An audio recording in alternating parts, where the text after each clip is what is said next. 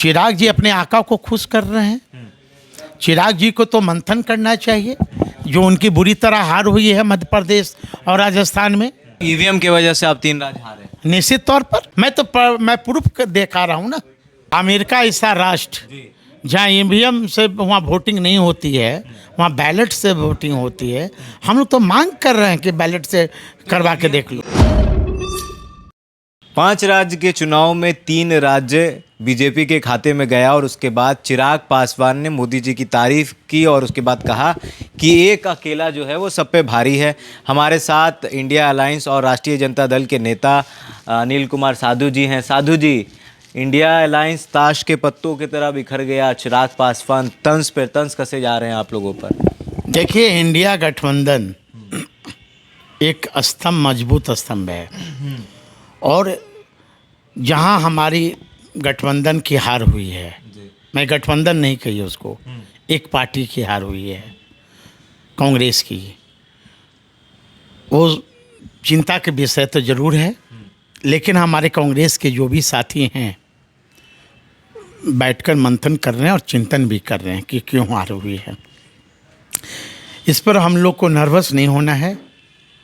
अभी लोकसभा का चुनाव बाकी है और निश्चित तौर पर लोकसभा के चुनाव जो हमारे बिहार में जो 40 सीट हैं, इस बार बिहार की जनता बीजेपी को खाता खोलने नहीं देगी। लेकिन कह तो रहे हैं चिराग पासवान की अब जो है इंडिया अलायंस ताश के पत्तों की तरह बिखर गई। और देखिए, नीतीश जी भी नाराज़े हैं, अखिलेश यादव और कमलनाथ जी से बना नहीं, तो वो उन लोगों के बीच में भी झड़प हुई। देखिए, कोई नाराज़गी नहीं है, ये मोदी मीडिया का कमाल है।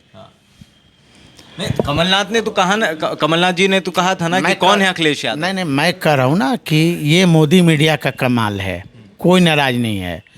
अभी हमारे जो गठबंधन में है, इंडिया गठबंधन में, अभी सबको या देश की जनता एक ही से ये है कि कैसे भारतीय जनता पार्टी को देश से फेंक दो उसको।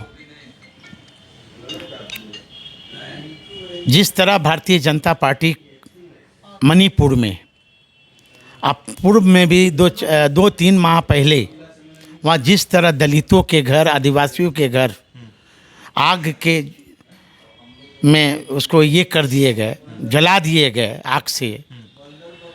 कई सैकड़ों हमारे भाई, आदिवासी हो या दलित भाई हो, हजारों मारे गए। फिर कल से वहाँ अभी तक प्रधानमंत्री नहीं गए। उन्हें चिंता है सिर्फ सूट बूट का। तो ये मैं कैसे विश्वास करूं बीजेपी पर कि ये दलितों का रक्षक हो सकता है और हमारे अकलियतों की रक्षक हो सकता है? कैसे मैं विश्वास करूं? लेकिन राजस्थान, मध्य प्रदेश और छत्तीसगढ़ की जनता तो विश्वास कर रही है ना। भाई, ये सब ईवीएम का खेला है। हारते हैं तो ईवीएम पर दोष देते हैं।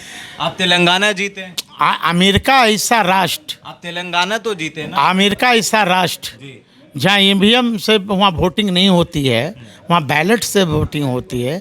हम लोग तो मांग कर रहे हैं कि बैलेट से करवा के देख लो। ईवीएम भी तो राजीव गांधी जी ने ही लाए। देखिए, विरोध तो हम लोग कर रहे हैं ना।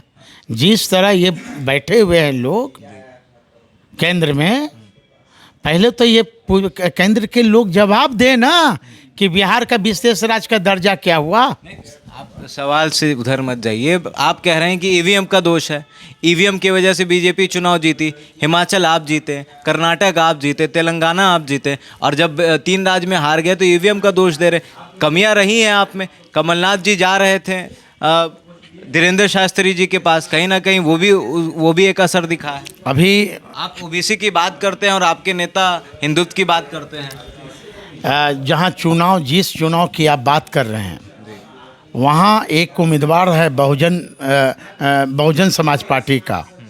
उन्होंने चुनाव आयोग को लिखित दिया है कि जिस बूथ पर उनका घर है, उस बूथ पर उनका एक भी वोट नहीं है। आप अंदाज लगा सकते हैं कि जिस बूथ पर उनका घर है, हाँ, उन पर एक भी वोट नहीं पड़ा। बताइए, इसका मतलब क्या आप लगा रहे हैं? आप ही बताइए। तो फिर तो ऐसे तो आप कहिएगा 24 पे आप हार जाएंगे। ना आप बताइए ना भाई। तब तो 24 में भी अगर हारेंगे तो आप ईवीएम का दोष देंगे। अब मैं देखिए, ये क्या है, ये क्या है, ये है आपको कुरुद विधानसभा क्षेत्र के बहुजन समाज पार्टी के उम्मीदवार ने आरोप लगाया कि ईवीएम में, खुद का वोट नहीं। हाँ खुद का है। तो ये व्यक्ति विश्वास हो सकता है कि जिस बूथ पर आपका घर हो और आप उम्मीदवार हो, तो कम से कम आप अपना उम्मीदवार, अपना तो वोट अब दे सकते हैं। ठीक, मान लीजिए थोड़ी देर के लिए आपकी पत्नी नहीं दी, आपका तो वोट एगो मिलेगा।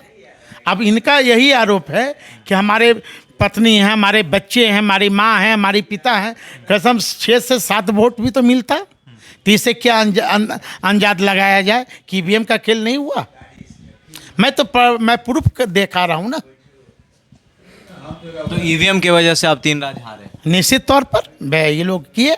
अब बिहार में जो हमारे यहाँ चुनाव हुए थे, कहीं आप देखे, कहीं हमारा उम्मीदवार 100 वोट से हार रहा है, कहीं 50 वोट से हार रहा है, कहीं 2 वोट से हार रहा है। आपके ही विधायक शक्ति सिंह यादव 12 वोट से वही तो मैं कह रहा हूँ, शक्ति सिंह जी हैं, हमारी महिला प्रकोष्ठ के अध्यक्ष रितु जायसवाल जी हैं, बहुत सारे हमारे उम्मीदवार हैं।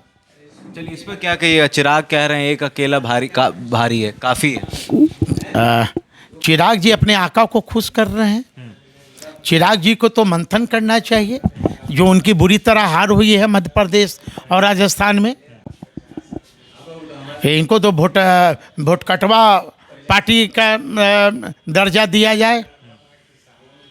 चुनाव आयोग से तो हम मांग करते हैं कि इनको वोट कटवा पार्टी का दर्जा दिया जाए। कांग्रेस की हार है या कांग्रेस की अहंकार की हार है? क्योंकि इंडिया अलायंस को लेकर नहीं चले। कांग्रेस को लेकर चलना चाहिए था। कुछ तो गलतियां हुई है, लेकिन इसमें हमारे कांग्रेस के शीर्ष जो नेतृत्व हैं वो चिंतन मंथन करेंगे कि कहाँ गलती हुई है। आज बैठक होने वाली थी इंडिया अलायंस की, लेकिन वो बैठक नहीं हुई। पता नहीं कि किस कारण से बैठक को पोस्टपोन किया गया, ये हमें अभी जानकारी नहीं है। चलिए, तो 2024 चुनाव से पहले ही, लोकसभा चुनाव से पहले ही इंडिया अलायंस जो महीनों पहले एक साथ कई ऐसे नेता एक मंच पर दिख रहे थे और ये दावा कर रहे थे कि इंडिया अलायंस ही जो है वो भारतीय जनता पार्टी को हराएगी। लेकिन अब कहीं ना कहीं चिराग पासवान भी कह रहे हैं कि ताश के पत्तों की तरह इंडिया अलायंस बिखर गई है और 3 राज्य चुनाव के बाद कई ऐसे जो इंडिया अलायंस के जो नेता हैं वो कांग्रेस से नाराज़ नज़र आ रहे हैं और कह रहे हैं कि कांग्रेस की है अहंकार की हार है। बहरहाल आपकी क्या प्रतिक्रिया हमारे कमेंट बॉक्स में ज़रूर बताइएगा। अगर आप हमारे फेसबुक पेज पर हैं तो लाइक करिए। बहुत बहुत धन्यवाद।